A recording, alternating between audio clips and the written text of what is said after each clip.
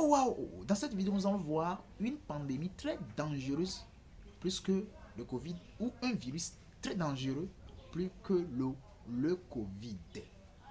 Je suis Fiabi Kondo de la chaîne MSI en soi EV. Je me définis en tant que l'ignorant de tous les temps, raison pour laquelle j'apprends auprès de toute personne. Tout le monde est ça pour devenir riche par la puissance de l'information. Une seule chose fait la différence entre les malheureux, les heureux, les riches et ceux qui vivent dans la pauvreté. C'est la puissance de l'information. Cette même chose fait que vous êtes où vous devez être et non où vous voulez être. Le manque d'information. Je suis l'élève de l'univers. Une pandémie plus dangereuse que le Covid. Ainsi bien comme le colonel. Et nous les amours blanc pata pata. Comme à mon vidéo pata pata mon la suffit si me da blanc paludisme me nyalo ne jack blanc de me nyai audi. Nda essence boum. Qu'il a emporté même jeunesse ça. Pas seulement que la jeunesse. Notre monde actuel, notre société actuelle. N'y a pas tami le yi. Et un kenyi ne menu. Be ma blobe no be. Le blobe de. Ni be. M'tem affronter effet caméra. M'yona ne be effet caméra. M'te affronter effet caméra quoi. M'popo juru na m'chan. M'chan ma zin. Kwa ye m'si na caméra quoi. Top vidéo. Ne nyen donde ko pele ja mawa. M'hiam to ma si caméra. Et aussi citation y a je préfère impacter 5 personnes en une phrase que d'impacter une personne en 5 phrases. N'ayez bien mon vidéo. Il y a les suivre. Nous plombons les raisonnements pour logique mais on la pas bena. Ndekoko non aime on la sort. Et bena il m'exiger na information alors ben de partager vérité absolue. Information à mime les exiger, mi les partager. Non pondre le mala soit à souhait. Yen ko on top bobe atem sowa, atem sowe. N'ke mi le blanc. Donc on va voir les vidéos ya ben na ni bo suivre na ma. Olanya ben no bena ndo mode de communication, ndo système de communication. Ah OK. Et nous, quand même, les filles, il y a une pandémie plus dangereuse que le Covid. Le ou là, il y a le blanc, là, pata. Un virus plus dangereux que le Covid. Il y avait été très choqué au fou du va, il y a 5 ans, il y a 8. Nous, quand même, allusion là, le suivisme. Suivisme le bleu le ban le long yi so Covid a presque à dadonner presque à dadonner voit suivisme le blanc de nous depuis des années mais suivisme le long de nous depuis des années ne ma parenthèse vite cuidé ni bena e gbea mi pas religion do ala modo bo som le blata que ngola yi ma man kuma ni ndi la polémique nya nyom ya nyim di ma polémique wa histoire vraie do non na nous commis le web antia min di na mi nya histoire mo ya ma gbogbo to chom nya histoire mo le monnaie game côté histoire vraie de borinti Mindina me miamnio. Les tablabla fifide. Nous qu'un tablabla vent, exigence n'est tablabla vent. Il n'y a pas le polémique n'est religion d'eau. Mia quoi ta minya esclavage menye. Les tablabla côté, mia quoi ta minya mena esclavage menya joie. Esclavage me gamme que abolition va nani tout récemment. Abolition nani de gamme ya.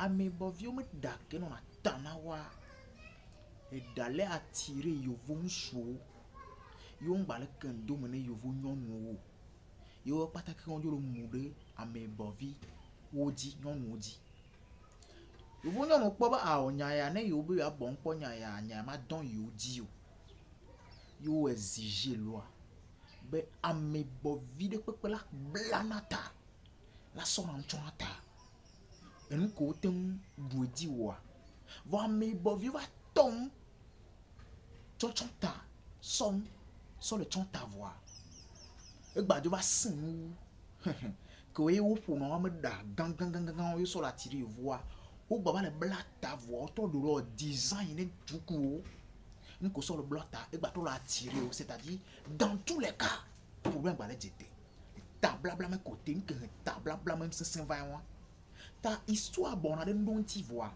min dit la benade mien mom de histoire anti neni bena comme le ja da o alors le jani fifi am si am le wede nsambe ma wede elle est compatible nama matin où elle a réussi et où elle me destiné le bafoué mi be pandémie plus dangereux que le Covid amade wonde où on do wa ponya bede ye cha me destiné que hemba ne wonu wa de la ployin kolola nuri ma mi won ekpo ye finalement nkolo nda réussi on me le déjà portané on la va se lamenter suivisme elle est bonne encore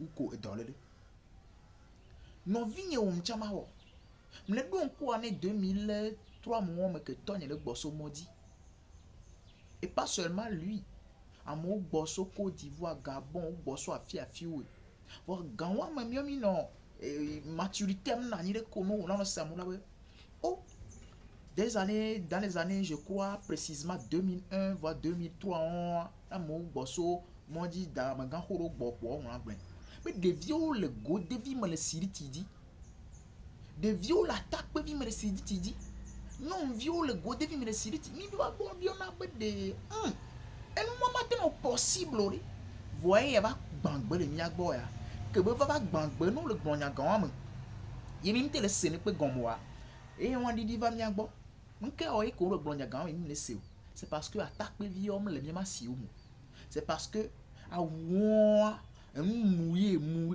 won me mouillé mais c'est comme kon la on bol nyame fio ye ganwa me ne dume todo dila ogbevon agbevu ku me dume vio vono di bu ya o choix ne nyom la de togolaise yo sona mais suivisme ganwa me no po ivoirien o gabonais camerounais aneke me ne glonwa no po nsude be ya de nyonu de et dana si wo me dume vio be une togolaise attention quand fi que be sonne be togolaise boasu et regardez les togolaises sont excusez-moi même rejetées que on me dit mes vieux encore suivisme mais suivisme ni pandémie que le bonnou dolelo que bonnou covid et potole yedi on que to le wari me ma bio nya cela obe ibe le doa wa obe ododo kon la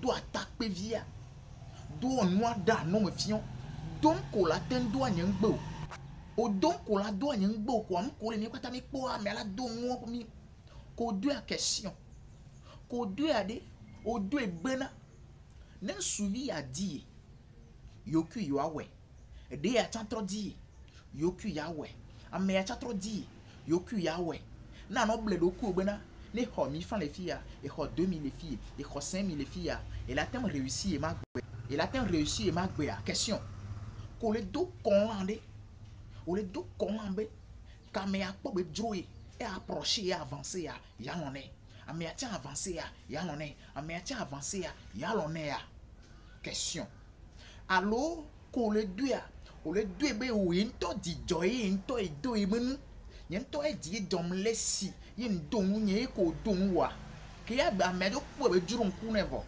ye be so you o da zuya ye ko o ame yo zui alo bon po ya ma gboro ya no ye ka de bi to na betis gbogbo nko osusu be nyon wu nko nyon vi ko ito ya afoti chan jole gomo no de me do je tugbeje chan wa amare ko comme le pogbo ye po be avenu wa o na désordre wa mi nya nya wa wu nya la ou soit amoro que nyam baragloa ou le déjà ça bedo ou le déjà blanc dominant question me vont rater d'une cinéma bon les deux bena me on dit Jésus suivio dit ya tempo du polo que qu'on doit le pomponner et non vide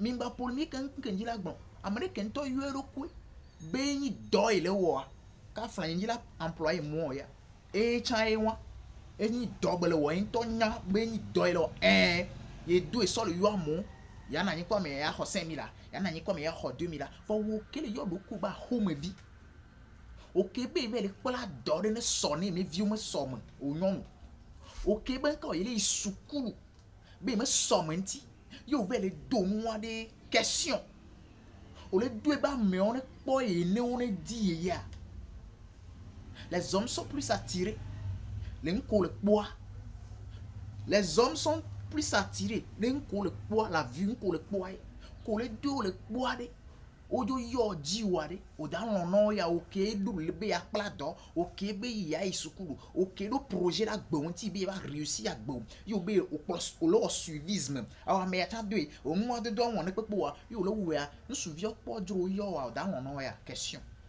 allo kon to be le do ko ji jo do va me yo wa o le da bon ko la ba yo la don pon wa allo o so o ve so ame azu ame sagbedo wa bo don yin pen to a e bu bo a question suivisme ken gbo ko la won ke to wo le wo ade bo so mo bon ko di be ania be nu wa enyu ne ye me destiny a me ma ko to informer mi yen di be video ani di wa de do yi pi ma ba informer ba na be jeunesse mion tom nya we le bloquer mi me destiny be mion o gbogbo ke le na comportement do le a poste administratif do les mines date occupé de bureau poste administratif do les matin occupé de bureau si tu vis qu'on a élection mi matin occupé de bureau parce que ameke mi cumule déjà do goku nka le jajo amele déjà tirer photo amele déjà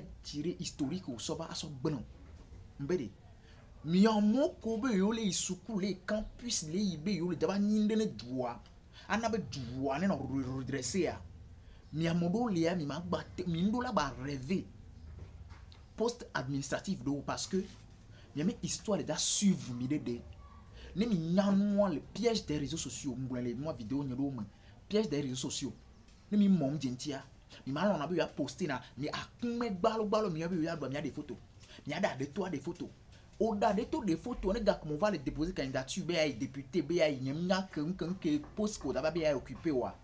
Mais les gars de tout, tu dois nous expliquer. On l'a expliqué, les médias dit à des codes de tout gamin que gamin ce soit des antia, on l'a des gamin, ou beau dada. Mille tripatouo n'y a à venir. Suibe yo le wonde, suivisme, une pandémie, le bon jeunesse ça, le bon mi a dome, so Covid lo. Parce que il y a tant depuis des années, et bah pas tout à bon, puis fin to alimenter Covid et les doigts d'avoir. Donc, à titre, elle est bien plus que le Covid. Plus que le Covid. Et quand il y a suivisme, sans nous, Covid. Merci. À la prochaine dans une autre vidéo.